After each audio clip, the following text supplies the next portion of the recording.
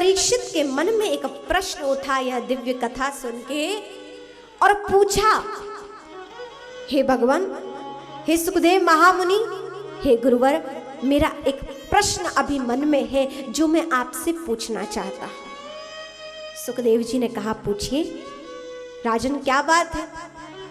हाथ जोड़कर निवेदन किया और कहा कि प्रभु, ज्ञानाग्नि में इतने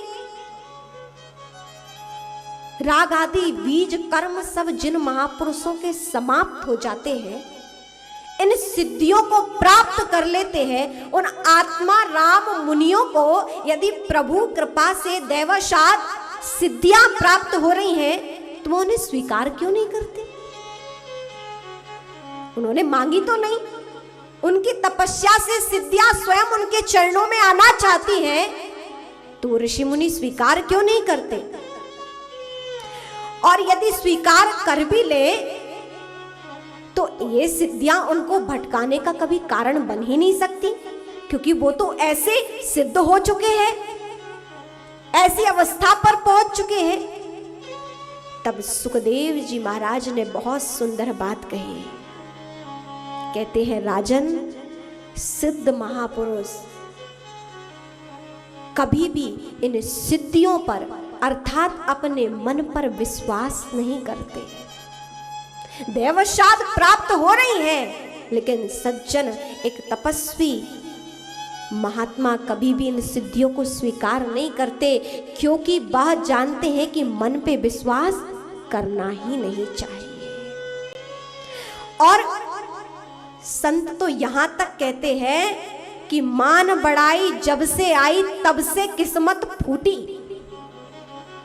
मान बढ़ाई जब से आई तब से किस्मत फूटी, और स्वामी स्वामी कहलाने लगे, लगन राम से छूटी। सिद्धियां आती हैं, प्रसिद्धि है, और वहां तांता लग जाता। लेकिन सिद्ध महापुरुष इन सिद्धियों से दूर, क्योंकि अपने मन पर वह कभी भरोसा करते नहीं है, क्योंकि मन कभी भी भरोसा करने लायक है ही नहीं। गीता में भगवान ने कहा, संगात संजायते कामः, कामात् क्रोधो विजायते,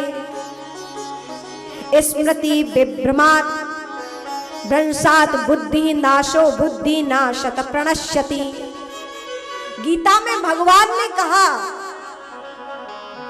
हे अर्जुन, संग से कामना, काम की उत्पत्ति होती है, और काम से क्रोध की उत्पत्ति होती है, और क्रोध से मोह, और मोह से बुद्धि का नाश होता है, और बुद्धि के नाश से व्यक्ति समाप्त हो जाता है।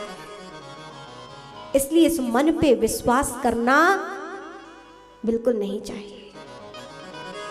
और रामायण में तो संत तेजति कुमंत्र ते राजा, और मानते ज्ञान पानते लाजा।